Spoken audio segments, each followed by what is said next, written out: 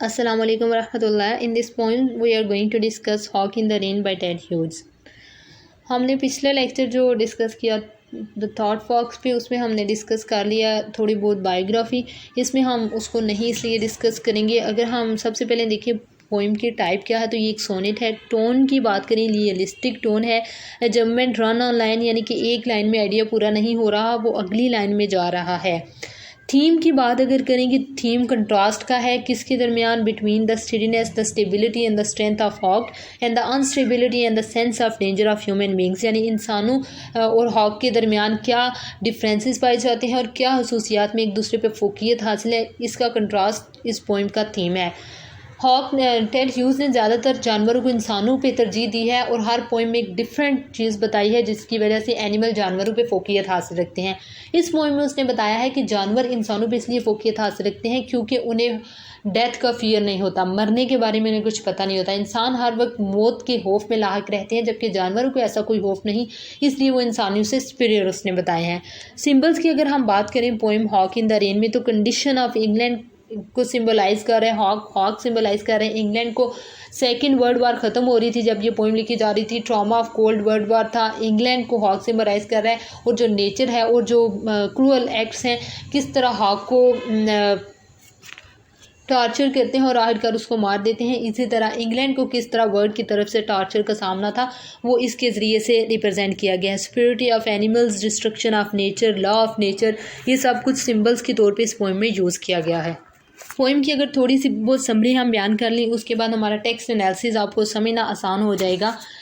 Summary में अगर हम देखें तो शायर जो है वो चल रहा है और बारिश बहुत तेज़ हो रही है, उसे चला नहीं जा रहा, उसके पाँव ज़मीन में ही दसते चले जा रहे हैं, जबकि उसकी नज़र पड़ती है एक बाज़ के ऊपर, एक हॉक के ऊपर, जो कि अपनी पूरी आबोताब के साथ वहीं पर मौजूद है और जिसको कोई डर कोई खौफ नहीं, और लगता है कि उसके लिए एक यूजुअल सी बात है। और ये जो विंड है ये बहुत ही क्या उसे कहते हैं, बुरे असरात रखती है पोइट के ऊपर, लेकिन हॉक के ऊपर ऐसे पूरे पोइम के शुरू में और दरमियान में हमें नज़र आता है कि हॉक के ऊपर कोई ऐसे बुरे असरात नज़र नहीं आ रहे, लेकिन आखिर पे जाके पोइम के हॉक को भी नेचर की इस क्रूअल एक्ट का, विंड का, बारिश का, इस तूफ़ानी मौसम का सामना करना पड़ता है और वो भी मर जाता है। अब ये इसके अंदर हमने बताना है बेसिक, इसको हम टेक्स्ट को देख लेते हैं ताकि इसको थोड़ा सा हम डिटेल में स्टडी हो जाए।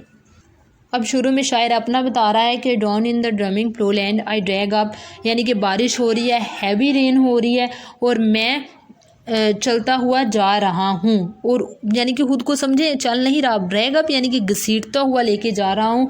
Heal after heel from the swallowing of the earth's mouth, यानी कि ज़मीन पे चलने में बहुत मुश्किल पेश आ रही है, एक एक कदम उठाना बहुत भारी हो रहा है। With the habit of dodged grave but the hawk, वो कहता है कि ऐसे लगता है कि जैसे कब्र में इंसान के पाँव उतरते चले जा रहे हैं, इतनी मुश्किल है। But the hawk run on line, हम देख सकते हैं कि इस लाइन में हॉक की बात शुरू हो गई है लेकिन मुकम्मल नहीं हुई, अगले पे जाएंगे। But the hawk effortlessly height hangs he still eye, लेकिन हॉक को हम देखते हैं कि वो बगैर किसी मशक्क़त के वहाँ अपनी जगह पे खड़ा है या बैठा हुआ है। His wings hold all creation इन वेटलेस क्वाइट, यानी कि वो इतना ऊपर है, इतना ऊंचाई पे है कि तमाम दुनिया, तमाम क्रिएशन को अपनी आंखों के ज़रिए से देख सकता है। Study as hallucination in the streaming air, मुसलसल हवा के बावजूद एक मुस्तहकम, हेलुसिनेशन कहते हैं फ़रेब, कोई चीज़ मौजूद ना हो लेकिन हमें नज़र आ रही हो, इतने मुस्तहकम तरीके से खड़ा है। बाज़ while banging wind kills disturb bone has, जबकि हवा ने हर तरफ तबाही मचाई हुई है और हर चीज़ को ख़त्म करने पे तुली हुई है। Thumbs my eyes throws my breath tackles my heart, अब ये पोइट के बारे में बात हो रही है कि पोइट के ऊपर नेचर किस तरह इफ़ेक्ट कर रही है और उसकी क्या सूरत हाल बना रही है। And rain hacks my head to bone and the hawk hangs, कहते हैं कि रेन ने मेरी तो हड्डियाँ तक निचोड़ के रख दी हैं, लेकिन हॉक जो है वो वहाँ पे खड़ा है। The diamond point of will that posters and the sea drowners endures and I, अब इसमें वो कह रहा है कि उसमें एबिलिटी बयान कर रहे हैं हॉक की।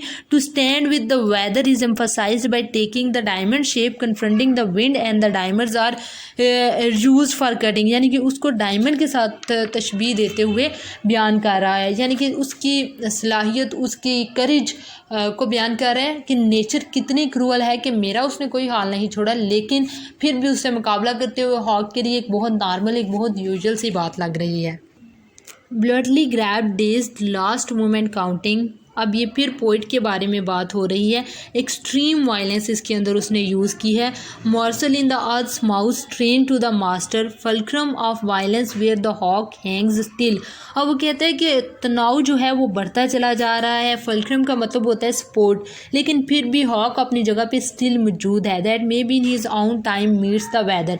अब फिर अगली लाइन जंपमैन रन ऑन लाइन को हम देखेंगे कि अपनी इस बात को, इस स्टैंजा को वो नेक्स्ट स्टैंजा में लेके जाते हुए कैसे मुकम्मल करता है। Coming the wrong way suffers the air's hold upside down. अब आ गई है हॉक की भी बारी, वो भी नेचर के ज़रिए से डिस्ट्रॉय होने जा रहा है। Fall from his eye his ponderous size crush on him, यानी कि हवा और तूफ़ान और बारिश अपने पूरे अजाब के साथ उस पर भी नाजिल हो चुकी है। The horizon trap him the round angly sky. कहते हैं कि अब वो भी नेचर के शिकंजे में आ चुके हैं। उसकी ब्यूटी को बयान कर रहा है कहते हुए कि द राउंड एंजली काई, कि उसकी फरिश्तों जैसी आंखें भी इस तमाम डिज़ास्टर का शिकार हो चुकी हैं। Smashed mix his horse blood with the Mayar of land, यानी कि वो भी स्मैश हो चुके हैं। नेचर ने उसका कख नहीं छोड़ा जिसको कहते हैं, और वो भी उस दलदल में धंसता ही चला गया है जिसमें नेचर हर इंसान को या हर जानवर को या हर परिंदे को ले लेती है। और इसमें वो ये भी एक चीज़ बयान करता है कि नेचर अपने इटसेल्फ इतनी क्रूअल नहीं थी, लेकिन लोगों के साथ वो बहुत अच्छे, बहुत पीसफुल तरीके से चलती थी, लेकिन फिर लोगों ने अपने ईवल्स के ज़रिए से उसको भी डेवलिश बना दिया। ये भी क्रिटिक्स का इस हवाले से एक एनालिसिस है। तो इसमें हमने डिस्कस किया इसका स्ट्रक्चर क्या है, पोएम का थीम्स क्या है, सिम्बल्स क्या है, समरी क्या है, और टेक्स्ट एनालिसिस थोड़ा सा हमने किया अपनी समझ के मुताबिक। Thank you so much for watching the video, and if you like the video don't forget to subscribe the channel.